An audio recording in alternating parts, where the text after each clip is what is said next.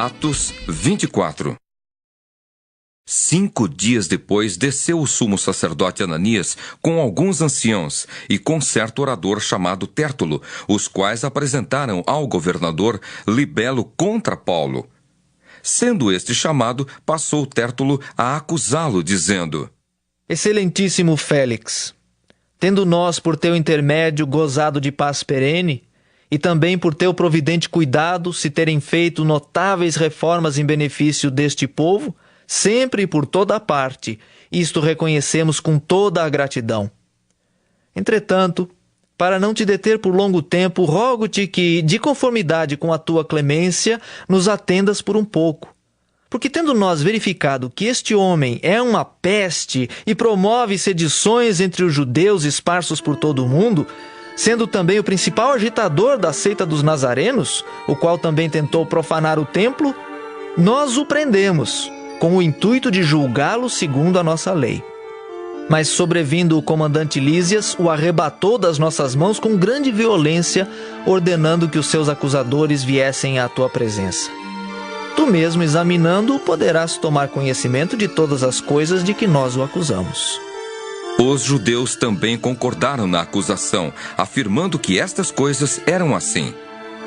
Paulo, tendo-lhe o governador feito sinal que falasse, respondeu: Sabendo que há muitos anos és juiz desta nação, sinto-me à vontade para me defender, visto poderes verificar que não há mais de 12 dias, desde que subi a Jerusalém para adorar, e que não me acharam no templo discutindo com alguém, nem tampouco amotinando o povo, fosse nas sinagogas ou na cidade. Nem te podem provar as acusações que agora fazem contra mim. Porém confesso-te que, segundo o caminho, a que chamam seita, assim eu sirvo ao Deus de nossos pais, acreditando em todas as coisas que estejam de acordo com a lei e nos escritos dos profetas, tendo esperança em Deus, como também estes a têm, de que haverá a ressurreição, tanto de justos como de injustos. Por isso também me esforço por ter sempre consciência pura diante de Deus e dos homens. Depois de anos, vim trazer esmolas à minha nação e também fazer oferendas. E foi nesta prática que alguns judeus da Ásia me encontraram já purificado no templo, sem ajuntamento e sem tumulto, os quais deviam comparecer diante de ti e acusar, se tivessem alguma coisa contra mim. Ou estes mesmos digam que iniquidade acharam em mim por ocasião do meu comparecimento perante o Sinédrio, salvo estas palavras que clamei, estando entre eles: Hoje sou eu julgado por vós acerca da ressurreição dos mortos. Então Félix, conhecendo mais acuradamente as coisas com respeito ao caminho, adiou a causa, dizendo: Quando descer o comandante Lísias, tomarei inteiro conhecimento do vosso caso. E mandou ao centurião que conservasse a Paulo detido, tratando-o com indulgência e não impedindo que os seus próprios o servissem. Passados alguns dias, vindo Félix com Drusila, sua mulher, que era judia, mandou chamar Paulo e passou a ouvi-lo a respeito da fé em Cristo Jesus. Dissertando ele acerca da justiça, do domínio próprio e do juízo vindouro, ficou Félix amedrontado e disse: Por agora podes retirar-te, e quando eu tiver vagar, chamar-te-ei. Esperando também ao mesmo tempo que Paulo lhe desse dinheiro, pelo que, chamando-o mais frequentemente, conversava com ele. 2 anos mais tarde, Félix teve por sucessor Pórcio Festo, e querendo Félix assegurar o apoio dos judeus, manteve Paulo encarcerado. Atos 25. Tendo, pois, Festo assumido o governo da província, 3 dias depois subiu de Cesareia para Jerusalém, e logo os principais sacerdotes e os maiorais dos judeus lhe apresentaram queixa contra Paulo, e lhe solicitavam, pedindo como favor, em detrimento de Paulo, que o mandasse vir a Jerusalém, armando eles cilada para o matarem na estrada. Festo, porém, respondeu achar-se Paulo detido em Cesareia, e que ele mesmo, muito em breve, partiria para lá. Portanto, disse ele, os que dentre vós estiverem habilitados que desçam comigo, e havendo contra este homem qualquer crime, acusem-no. E não se demorando entre eles mais de 8 ou 10 dias, desceu para Cesareia, e no dia seguinte, assentando-se no tribunal, ordenou que Paulo fosse trazido. Comparecendo este, rodearam-no os judeus que haviam descido de Jerusalém, trazendo muitas e graves acusações contra ele, as quais, entretanto, não podiam provar. Paulo, porém, defendendo-se, proferiu as seguintes palavras: Nenhum pecado cometi contra a lei dos judeus, nem contra o templo, nem contra César. Então Festo, querendo assegurar o apoio dos judeus, respondeu a Paulo: Queres tu subir a Jerusalém e ser ali julgado por mim a respeito destas coisas? Disse-lhe Paulo: Estou perante o tribunal de César, onde convém seja eu julgado. Nenhum agravo pratiquei contra os judeus, como tu muito bem sabes. Caso, pois, tenha eu praticado algum mal ou crime digno de morte, estou pronto para morrer. Se, pelo contrário, não são verdadeiras as coisas de que me acusam, ninguém, para lhe ser agradável, pode entregar-me a eles. Apelo para César. Então Festo, tendo falado com o conselho, respondeu: Para César apelaste, para César irás. Passados alguns dias, o rei Agripa e Berenice chegaram a Cesareia, a fim de saudar a Festo. Como se demorassem ali alguns dias, Festo expôs ao rei o caso de Paulo, dizendo: Félix deixou aqui preso certo homem, a respeito de quem os principais sacerdotes e os anciãos dos judeus apresentaram queixa, estando eu em Jerusalém pedindo que o condenasse. A eles respondi que não é costume dos romanos condenar quem quer que seja, sem que o acusado tenha presentes os seus acusadores e possa defender-se da acusação. De sorte que, chegando eles aqui juntos, sem nenhuma demora, no dia seguinte, assentando-me no tribunal, determinei fosse trazido o homem. E levantando-se os acusadores, nenhum delito referiram dos crimes de que eu suspeitava. Traziam contra ele algumas questões referentes à sua própria religião e, particularmente, a certo morto, chamado Jesus, que Paulo afirmava estar vivo. Estando eu perplexo quanto ao modo de investigar essas coisas, perguntei-lhe se queria ir a Jerusalém para ser ali julgado a respeito disso. Mas, havendo Paulo apelado para que ficasse em custódia para o julgamento de César, ordenei que o acusado continuasse detido até que eu o enviasse a César. Então Agripa disse a Festo: Eu também gostaria de ouvir este homem. Amanhã, respondeu ele, o ouvirás.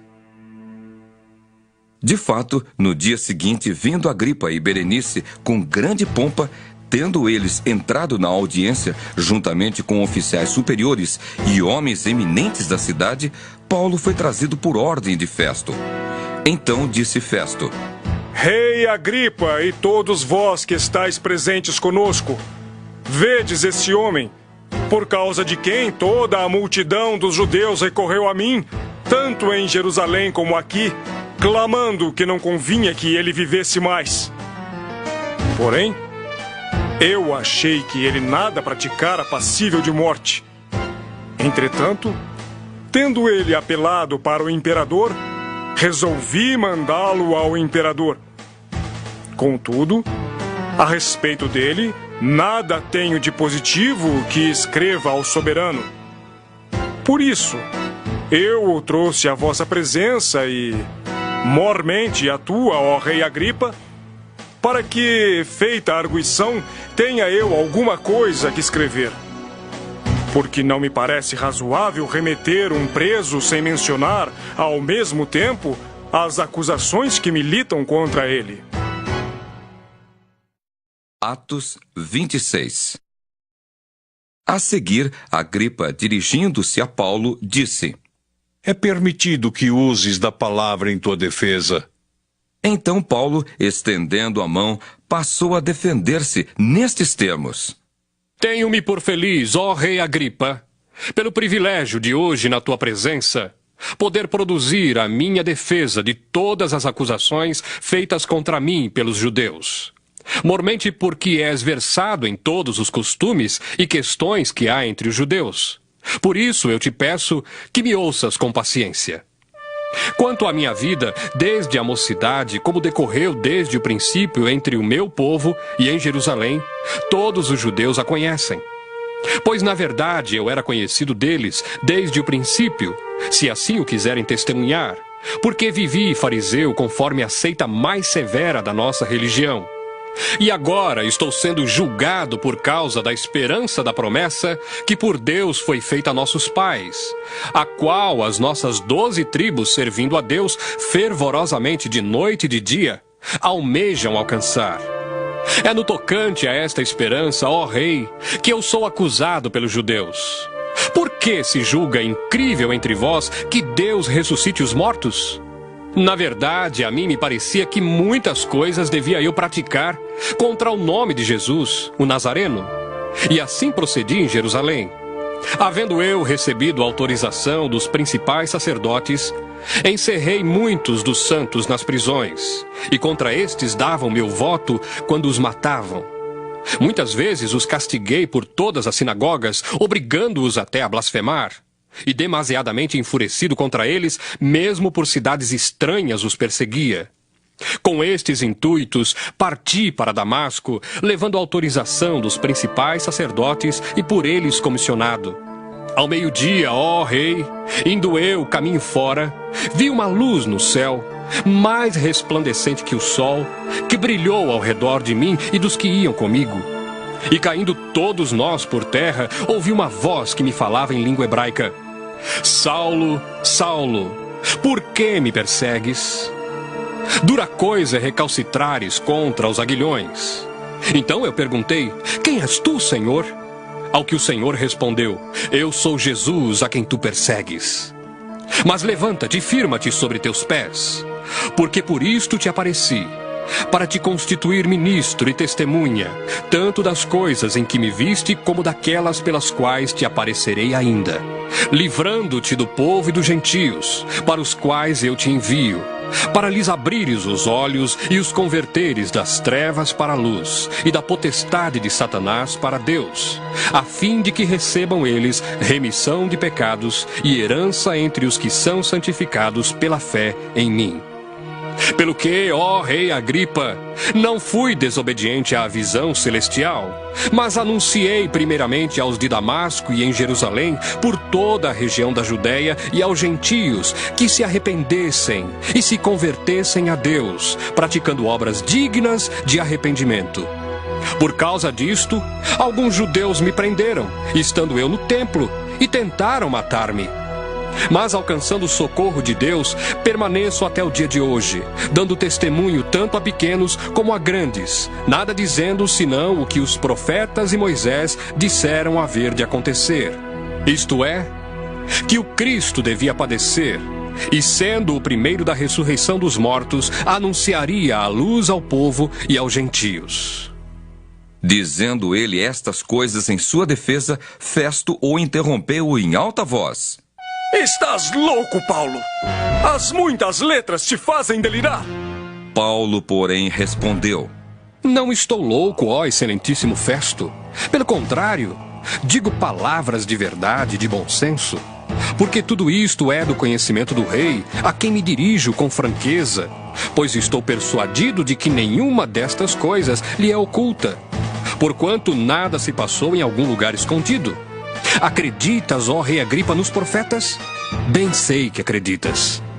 Então, Agripa se dirigiu a Paulo e disse: Por pouco me persuades a me fazer cristão. Paulo respondeu: Assim Deus permitisse que por pouco ou por muito, não apenas tu, ó Rei, porém todos os que hoje me ouvem, se tornassem tais qual eu sou, exceto estas cadeias. A essa altura, levantou-se o rei e também o governador e Berenice, bem como os que estavam sentados com eles, e havendo-se retirado, falavam uns com os outros, dizendo: Este homem nada tem feito passível de morte ou de prisão. Então Agripa se dirigiu a Festo e disse: Este homem bem podia ser solto se não tivesse apelado para César. Atos 27. Quando foi decidido que navegássemos para a Itália, entregaram Paulo e alguns outros presos a um centurião chamado Júlio, da corte imperial. Embarcando no navio Adramitino, que estava de partida para costear a Ásia, fizemo-nos ao mar, indo conosco Aristarco, macedônio de Tessalônica. No dia seguinte, chegamos a Sidom. E Júlio, tratando Paulo com humanidade, permitiu-lhe ir ver os amigos e obter assistência. Partindo dali, navegamos sob a proteção de Chipre, por serem contrários os ventos. E tendo atravessado o mar ao longo da Cilícia e Panfilha, chegamos a Mirra, na Lícia. Achando ali o centurião um navio de Alexandria que estava de partida para a Itália, nele nos fez embarcar. Navegando vagarosamente muitos dias e tendo chegado com dificuldade defronte de Cnido, não nos sendo permitido prosseguir por causa do vento contrário, navegamos sob a proteção de Creta, na altura de Salmona. Costeando-a penosamente, chegamos a um lugar chamado Bons Portos, perto do qual estava a cidade de Lazéia. Depois de muito tempo, tendo se tornado a navegação perigosa e já passado o tempo do dia do jejum, admoestava-os Paulo, dizendo-lhes: Senhores, vejo que a viagem vai ser trabalhosa, com dano e muito prejuízo, não só da carga e do navio, mas também da nossa vida. Mas o centurião dava mais crédito ao piloto e ao mestre do navio do que ao que Paulo dizia. Não sendo o porto próprio para invernar, a maioria deles era de opinião que partissem dali, para ver se podiam chegar a Fenice, e aí passar o inverno, visto ser um porto de Creta, o qual olhava para o nordeste e para o sudeste. Soprando brandamente o vento sul, e pensando eles ter alcançado o que desejavam, levantaram âncora e foram costeando mais de perto a ilha de Creta. Entretanto, não muito depois, desencadeou-se do lado da ilha um tufão de vento chamado Euroaquilão. E sendo o navio arrastado com violência, sem poder resistir ao vento, cessamos a manobra e nos fomos deixando levar. Passando sob a proteção de uma ilhota chamada Cauda, a custo conseguimos recolher o bote. E levantando este, usaram de todos os meios para cingir o navio. E temendo que dessem na Sirte, arriaram os aparelhos e foram ao léu. Açoitados severamente pela tormenta, no dia seguinte já aliviavam o navio. E ao terceiro dia, nós mesmos, com as próprias mãos, lançamos ao mar a armação do navio. E não aparecendo, havia já alguns dias, nem sol, nem estrelas, caindo sobre nós grande tempestade, dissipou-se afinal toda a esperança de salvamento. Havendo todos estado muito tempo sem comer, Paulo, pondo-se em pé no meio deles, disse: Senhores, na verdade era preciso terem me atendido e não partir de Creta, para evitar este dano e perda. Mas já agora vos aconselho bom ânimo, porque nenhuma vida se perderá de entre vós, mas somente o navio. Porque esta mesma noite, um anjo de Deus, de quem eu sou e a quem sirvo, esteve comigo dizendo: Paulo, não temas. É preciso que compareças perante César. E eis que Deus, por sua graça, te deu todos quantos navegam contigo. Portanto, senhores, tende bom ânimo, pois eu confio em Deus que sucederá do modo por que me foi dito. Porém é necessário que vamos dar a uma ilha. Quando chegou a 14ª noite, sendo nós batidos de um lado para outro no mar Adriático, por volta da meia-noite, pressentiram os marinheiros que se aproximavam de alguma terra. E lançando o prumo, acharam 20 braças. Passando um pouco mais adiante, tornando a lançar o prumo, acharam 15 braças. E receosos de que fôssemos atirados contra lugares rochosos, lançaram da popa 4 âncoras e oravam para que rompesse o dia. Procurando os marinheiros fugir do navio e tendo arriado o bote no mar, A pretexto de que estavam para largar âncoras da proa, disse Paulo ao centurião e aos soldados: Se estes não permanecerem a bordo, vós não podereis salvar-vos. Então os soldados cortaram os cabos do bote e o deixaram afastar-se. Enquanto amanhecia, Paulo rogava a todos que se alimentassem, dizendo: Hoje é o 14º dia em que esperando estáis sem comer, nada tendo provado. Eu vos rogo que comais alguma coisa, porque disto depende a vossa segurança, pois nenhum de vós perderá nem mesmo um fio de cabelo. Tendo dito isto, tomando um pão, deu graças a Deus na presença de todos, e depois de o partir, começou a comer. Todos cobraram ânimo e se puseram também a comer. Estávamos no navio 276 pessoas ao todo. Refeitos com a comida, aliviaram o navio, lançando o trigo ao mar. Quando amanheceu, não reconheceram a terra, mas avistaram uma enseada onde havia praia. Então, consultaram entre si se não podiam encalhar ali o navio. Levantando as âncoras, deixaram-no ir ao mar, largando também as amarras do leme. E, alçando a vela de proa ao vento, dirigiram-se para a praia. Dando, porém, no lugar onde duas correntes se encontravam, encalharam ali o navio. A proa encravou-se e ficou imóvel, mas a popa se abria pela violência do mar. O parecer dos soldados era que matassem os presos, para que nenhum deles, nadando, fugisse. Mas o centurião, querendo salvar a Paulo, impediu-os de o fazer e ordenou que os que soubessem nadar fossem os primeiros a lançar-se ao mar e alcançar a terra. Quanto aos demais, que se salvassem uns em tábuas e outros em destroços do navio. E foi assim que todos se salvaram em terra. Atos 28. Uma vez em terra, verificamos que a ilha se chamava Malta. Os bárbaros trataram-nos com singular humanidade, porque acendendo uma fogueira, acolheram-nos a todos por causa da chuva que caía e por causa do frio. Tendo Paulo ajuntado e atirado à fogueira um feixe de gravetos, uma víbora, fugindo do calor, prendeu-se-lhe à mão. Quando os bárbaros viram a víbora pendente da mão dele, disseram uns aos outros: Certamente este homem é assassino, porque salvo do mar, a justiça não o deixa viver. Porém ele, sacudindo o réptil no fogo, não sofreu mal nenhum. Mas eles esperavam que ele viesse a inchar ou a cair morto de repente. Mas depois de muito esperar, vendo que nenhum mal lhe sucedia, mudando de parecer, diziam ser ele um deus. Perto daquele lugar havia um sítio pertencente ao homem principal da ilha, chamado Públio, o qual nos recebeu e hospedou benignamente por 3 dias. Aconteceu achar-se enfermo de disenteria, ardendo em febre, o pai de Públio. Paulo foi visitá-lo e, orando, impôs-lhe as mãos e o curou. À vista deste acontecimento, os demais enfermos da ilha vieram e foram curados, os quais nos distinguiram com muitas honrarias.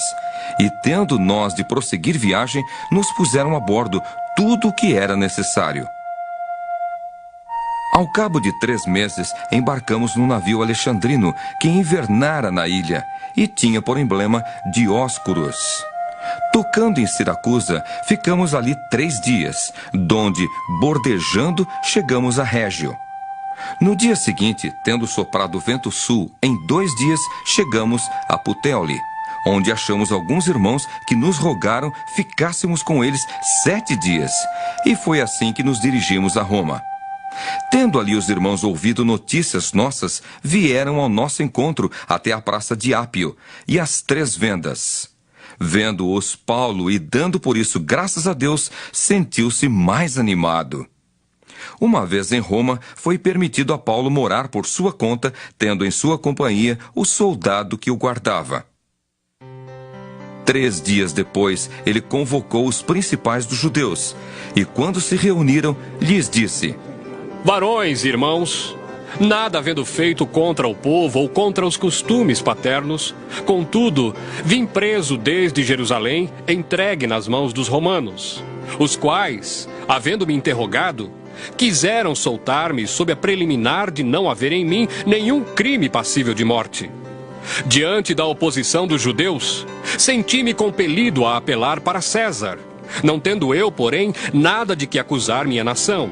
Foi por isto que vos chamei, para vos ver e falar, porque é pela esperança de Israel que estou preso com esta cadeia.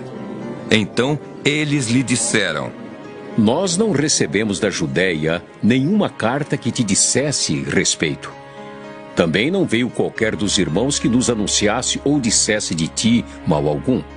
Contudo, gostaríamos de ouvir o que pensas, porque, na verdade, é corrente a respeito desta seita que, por toda parte, é ela impugnada. Havendo-lhe eles marcado um dia, vieram em grande número ao encontro de Paulo na sua própria residência. Então, desde a manhã até à tarde, lhes fez uma exposição em testemunho do reino de Deus, procurando persuadi-los a respeito de Jesus, tanto pela lei de Moisés como pelos profetas. Houve alguns que ficaram persuadidos pelo que ele dizia, outros, porém, continuaram incrédulos.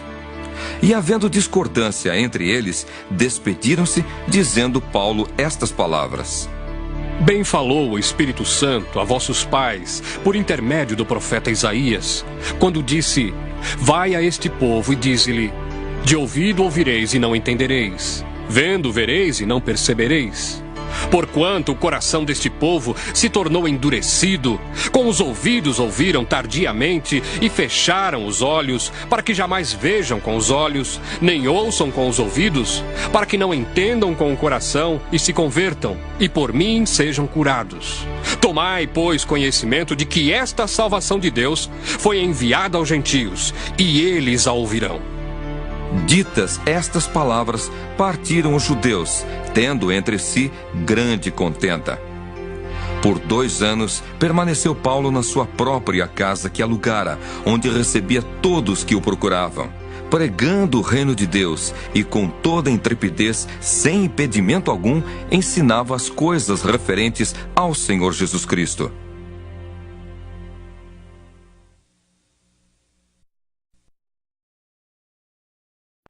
Epístola de Paulo aos Romanos. Romanos 1.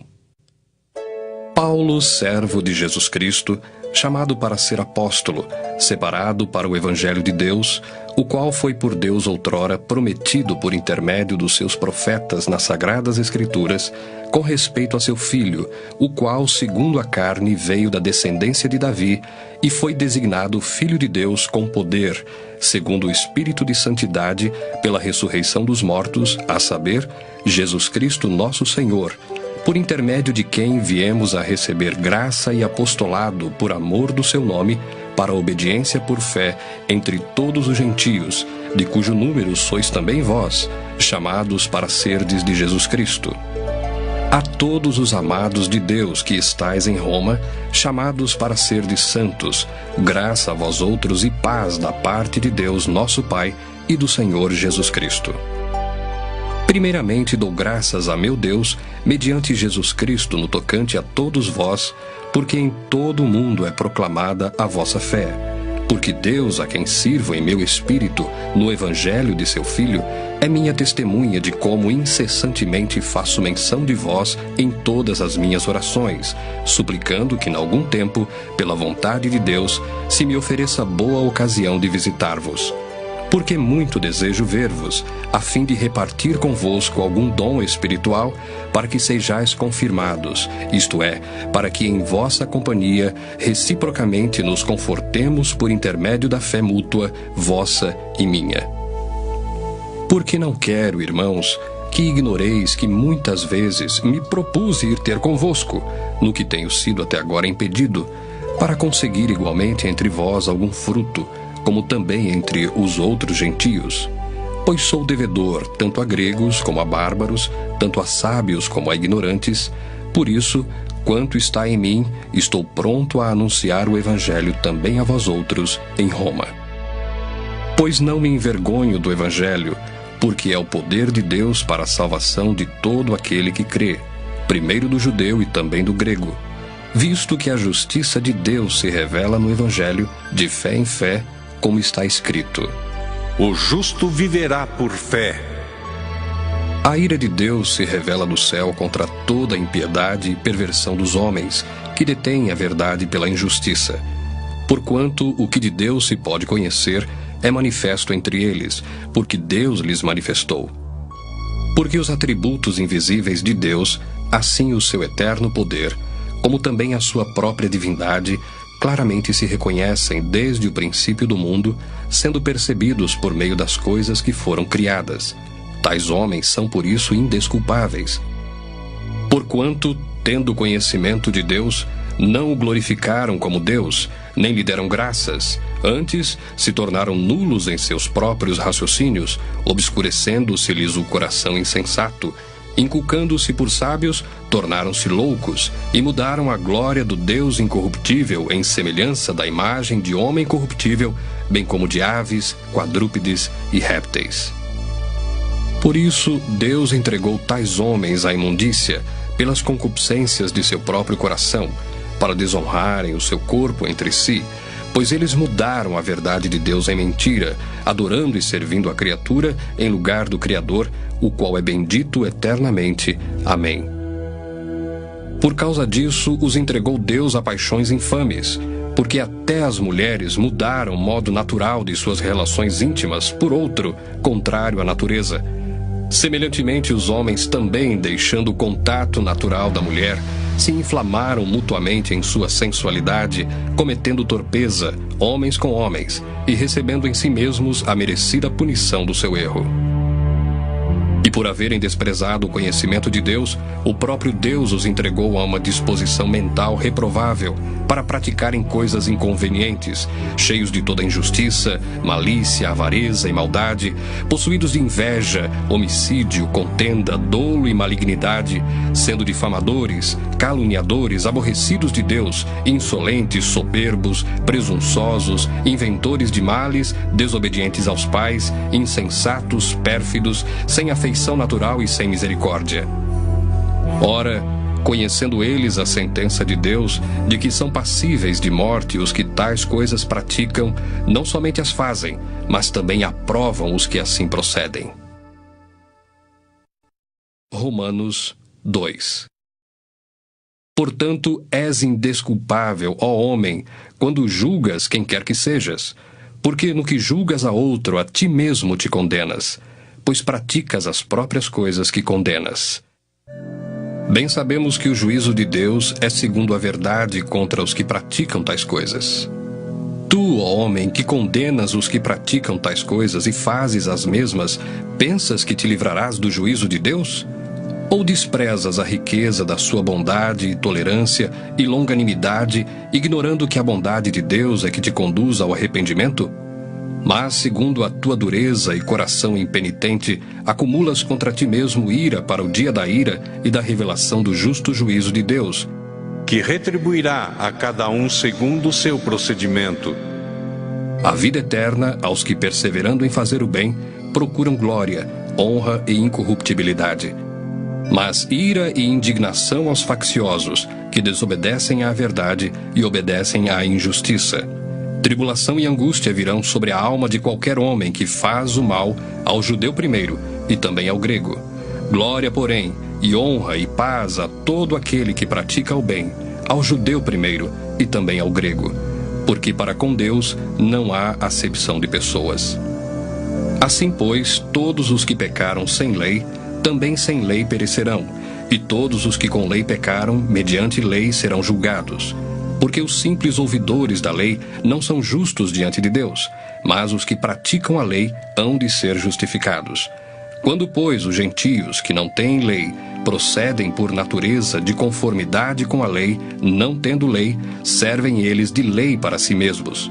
Estes mostram a norma da lei gravada no seu coração, testemunhando-lhes também a consciência e os seus pensamentos, mutuamente acusando-se ou defendendo-se, no dia em que Deus, por meio de Cristo Jesus, julgar os segredos dos homens de conformidade com o meu evangelho.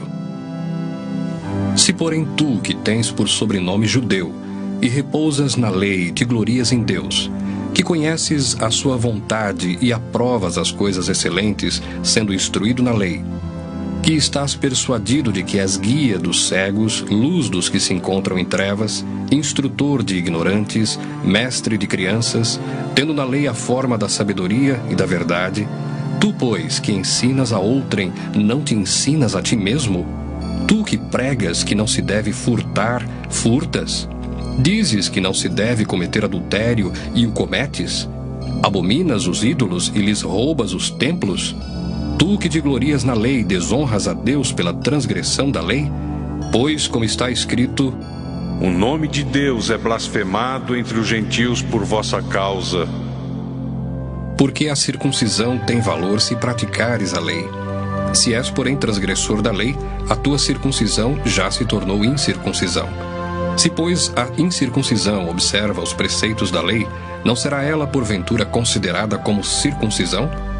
E se aquele que é incircunciso por natureza cumpre a lei, certamente ele te julgará a ti, que não obstante a letra e a circuncisão, és transgressor da lei. Porque não é judeu quem o é apenas exteriormente, nem é circuncisão a que é somente na carne. Porém, judeu é aquele que o é interiormente, e circuncisão a que é do coração, no espírito, não segundo a letra, e cujo louvor não procede dos homens, mas de Deus. Romanos 3. Qual é, pois, a vantagem do judeu? Ou qual a utilidade da circuncisão? Muita, sob todos os aspectos, principalmente porque aos judeus foram confiados os oráculos de Deus. E daí, se alguns não creram, a incredulidade deles virá desfazer a fidelidade de Deus? De maneira nenhuma.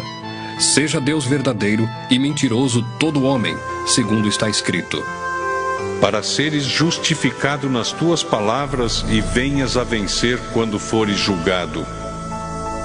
Mas se a nossa injustiça traz a lume a justiça de Deus, que diremos? Porventura será Deus injusto por aplicar a sua ira? Falo como homem. Certo que não. Do contrário, como julgará Deus o mundo?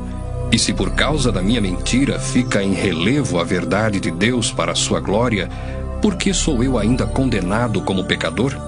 E por que não dizemos, como alguns caluniosamente afirmam, que o fazemos, pratiquemos males para que venham bens? A condenação destes é justa. Que se conclui? Temos nós qualquer vantagem? Não, de forma nenhuma. Pois já temos demonstrado que todos, tanto judeus como gregos, estão debaixo do pecado, como está escrito: não há justo nenhum sequer, não há quem entenda, não há quem busque a Deus. Todos se extraviaram, a uma se fizeram inúteis. Não há quem faça o bem, não há nenhum sequer. A garganta deles é sepulcro aberto, com a língua urdem engano, veneno de víbora está nos seus lábios, a boca eles a têm cheia de maldição e de amargura. São os seus pés velozes para derramar sangue, nos seus caminhos há destruição e miséria.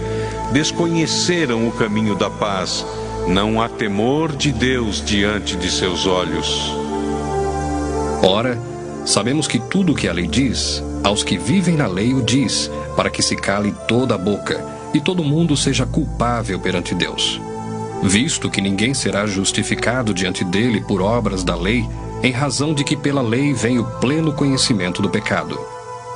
Mas agora, sem lei, se manifestou a justiça de Deus, testemunhada pela lei e pelos profetas, justiça de Deus mediante a fé em Jesus Cristo, para todos e sobre todos os que creem, porque não há distinção, pois todos pecaram e carecem da glória de Deus, sendo justificados gratuitamente por sua graça, mediante a redenção que há em Cristo Jesus, a quem Deus propôs no seu sangue, como propiciação mediante a fé, para manifestar a sua justiça, por ter Deus, na sua tolerância, deixado impunes os pecados anteriormente cometidos, tendo em vista a manifestação da sua justiça no tempo presente, para ele mesmo ser justo e o justificador daquele que tem fé em Jesus. Onde, pois, a jactância? Foi de todo excluída. Por que lei?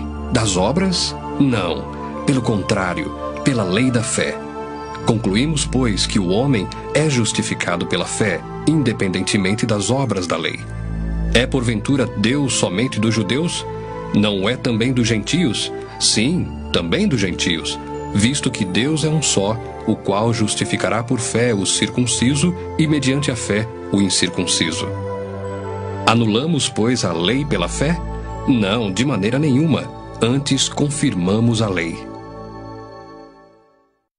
Romanos 4. Que, pois, diremos ter alcançado Abraão, nosso pai, segundo a carne? Porque se Abraão foi justificado por obras, tem de que se gloriar, porém não diante de Deus. Pois que diz a Escritura? Abraão creu em Deus, e isso lhe foi imputado para a justiça.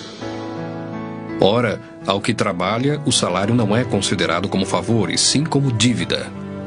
Mas ao que não trabalha, porém crê naquele que justifica o ímpio, a sua fé lhe é atribuída como justiça. E é assim também que Davi declara ser bem-aventurado o homem a quem Deus atribui justiça, independentemente de obras.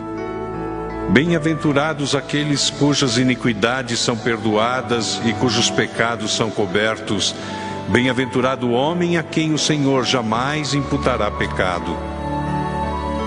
Vem, pois, esta bem-aventurança exclusivamente sobre os circuncisos ou também sobre os incircuncisos? Visto que dizemos, a fé foi imputada a Abraão para a justiça. Como, pois, lhe foi atribuída? Estando ele já circuncidado ou ainda incircunciso? Não no regime da circuncisão, e sim quando incircunciso. E recebeu o sinal da circuncisão como selo da justiça da fé que teve quando ainda incircunciso, para vir a ser o pai de todos os que creem, embora não circuncidados, a fim de que lhes fosse imputada a justiça, e pai da circuncisão, isto é, daqueles que não são apenas circuncisos, mas também andam nas pisadas da fé que teve Abraão, nosso pai, antes de ser circuncidado. Não foi por intermédio da lei que a Abraão, ou a sua descendência, coube a promessa de ser herdeiro do mundo, e sim mediante a justiça da fé. Pois se os da lei é que são os herdeiros, anula-se a fé e cancela-se a promessa, porque a lei suscita a ira, mas onde não há lei, também não há transgressão. Essa é a razão por que provém da fé, para que seja segundo a graça, a fim de que seja firme a promessa para toda a descendência, não somente ao que está no regime da lei, mas também ao que é da fé que teve Abraão, porque Abraão é pai de todos nós, como está escrito: Por pai de muitas nações te constituí. Perante aquele no qual creu, o Deus que vivifica os mortos e chama à existência as coisas que não existem. Abraão, esperando contra a esperança, creu, para vir a ser pai de muitas nações, segundo lhe fora dito: Assim será a tua descendência. E sem enfraquecer na fé, embora levasse em conta o seu próprio corpo amortecido, sendo já de 100 anos, e a idade avançada de Sara, não duvidou por incredulidade da promessa de Deus, mas, pela fé, se fortaleceu dando glória a Deus, estando plenamente convicto de que ele era poderoso para cumprir o que prometera. Pelo que isso lhe foi também imputado para a justiça.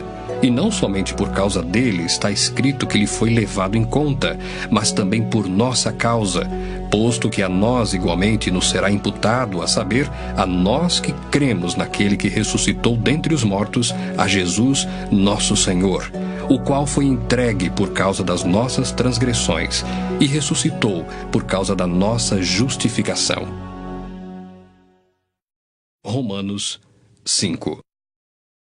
Justificados, pois, mediante a fé, temos paz com Deus por meio de nosso Senhor Jesus Cristo, por intermédio de quem obtivemos igualmente acesso pela fé a esta graça na qual estamos firmes, e gloriamo-nos na esperança da glória de Deus.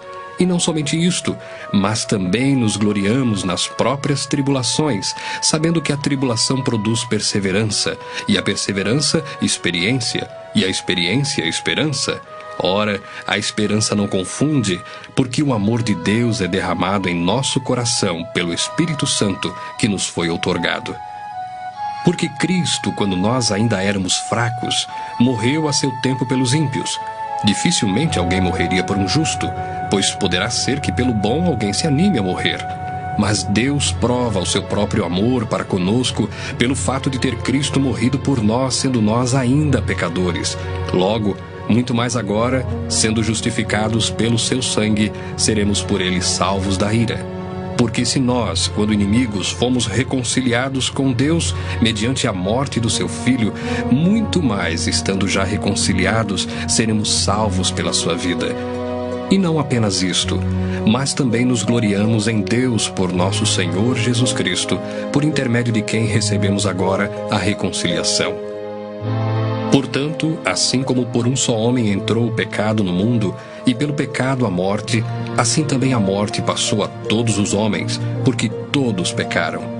Porque até ao regime da lei havia pecado no mundo, mas o pecado não é levado em conta quando não há lei. Entretanto, reinou a morte desde Adão até Moisés, mesmo sobre aqueles que não pecaram à semelhança da transgressão de Adão, o qual prefigurava aquele que havia de vir. Todavia, não é assim o dom gratuito como a ofensa.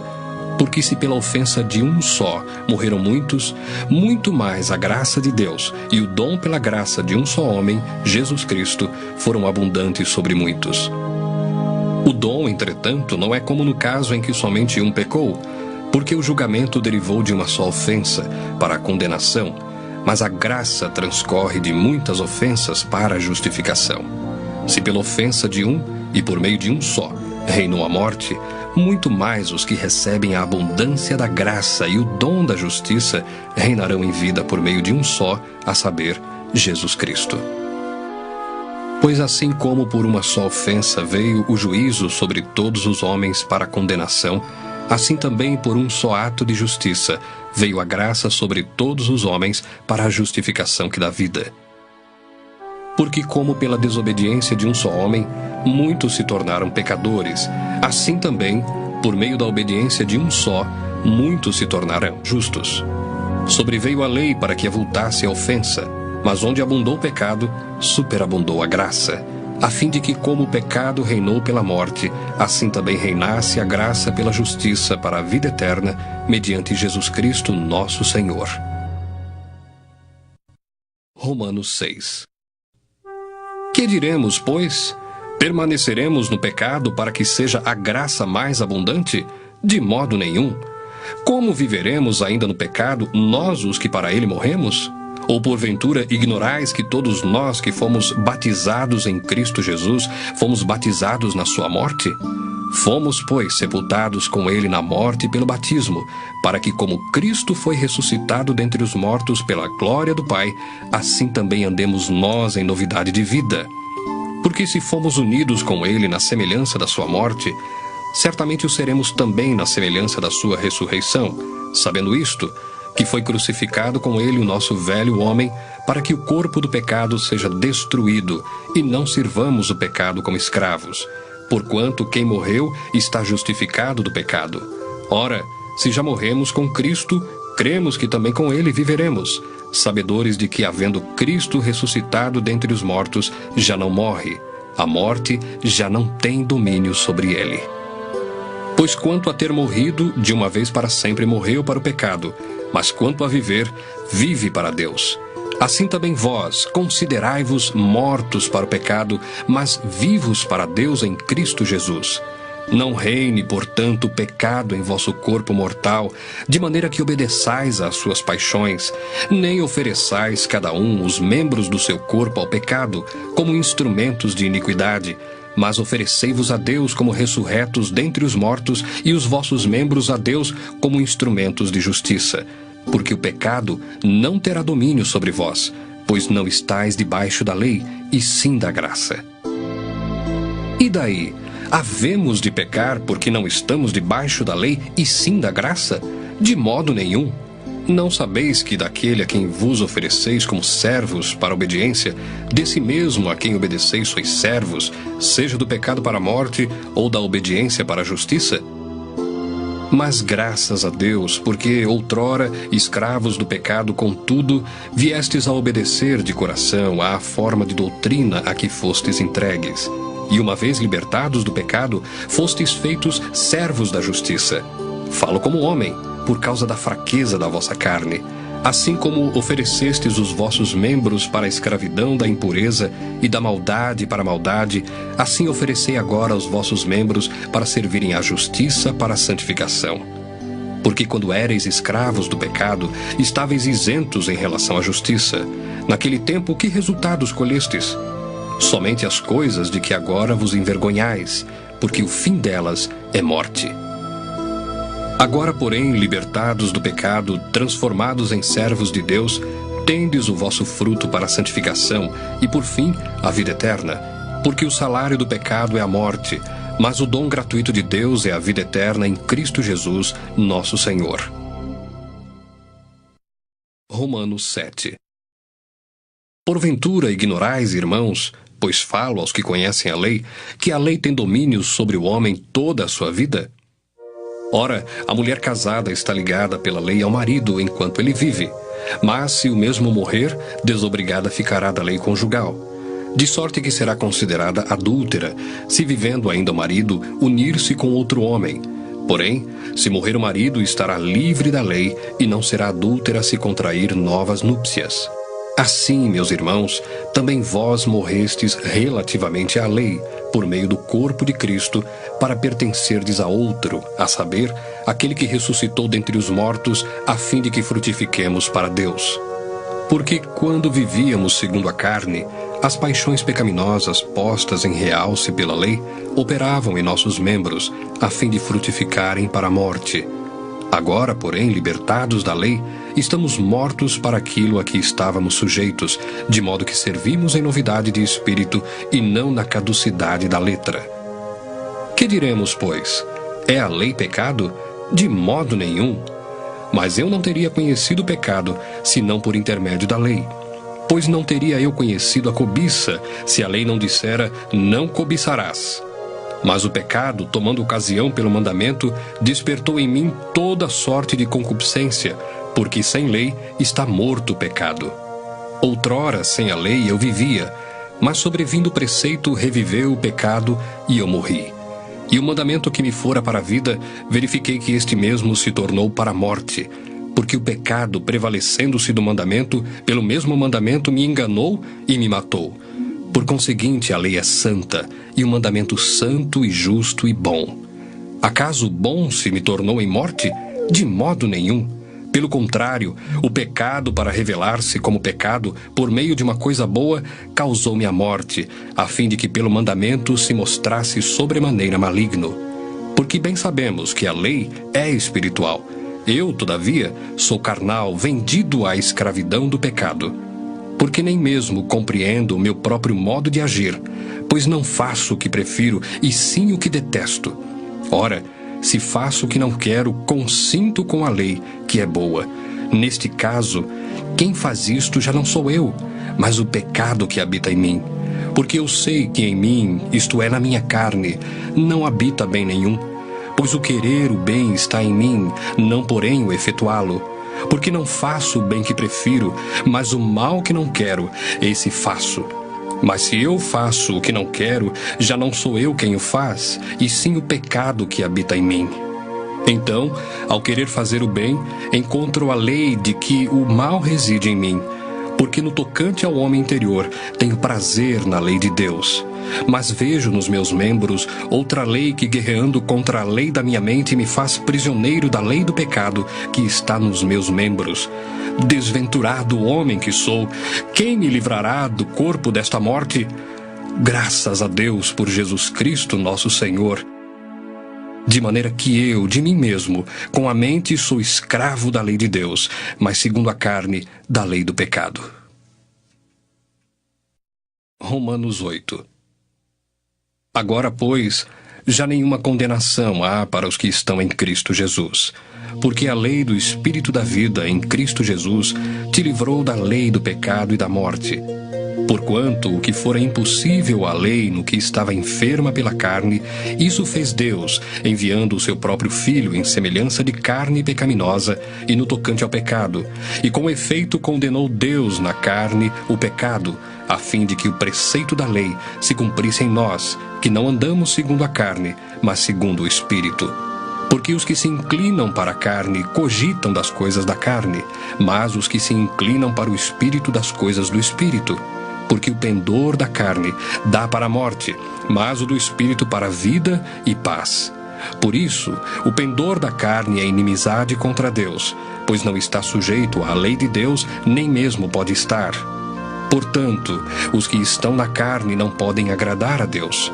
Vós, porém, não estáis na carne, mas no Espírito, se de fato o Espírito de Deus habita em vós.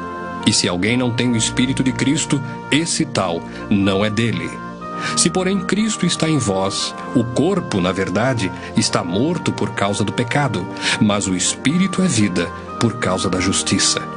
Se habita em vós o Espírito daquele que ressuscitou a Jesus dentre os mortos, esse mesmo que ressuscitou a Cristo Jesus dentre os mortos, vivificará também o vosso corpo mortal por meio do seu Espírito que em vós habita. Assim, pois, irmãos, somos devedores, não à carne, como se constrangidos a viver segundo a carne. Porque se viverdes segundo a carne, caminhais para a morte. Mas, se pelo Espírito mortificardes os feitos do corpo, certamente vivereis.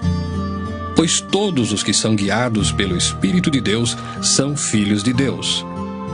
Porque não recebestes o espírito de escravidão, para viverdes outra vez atemorizados, mas recebestes o espírito de adoção, baseados no qual clamamos, Abba, Pai. O próprio Espírito testifica com o nosso espírito que somos filhos de Deus. Ora, se somos filhos, somos também herdeiros, herdeiros de Deus e co-herdeiros com Cristo.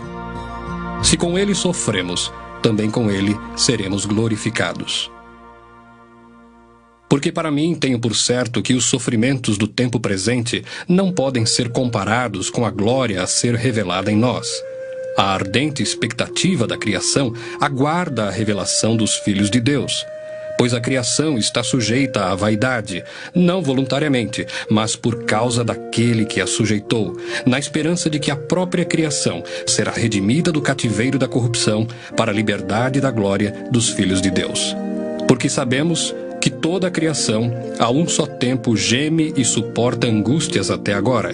E não somente ela, mas também nós, que temos as primícias do Espírito, igualmente gememos em nosso íntimo, aguardando a adoção de filhos, a redenção do nosso corpo. Porque na esperança fomos salvos.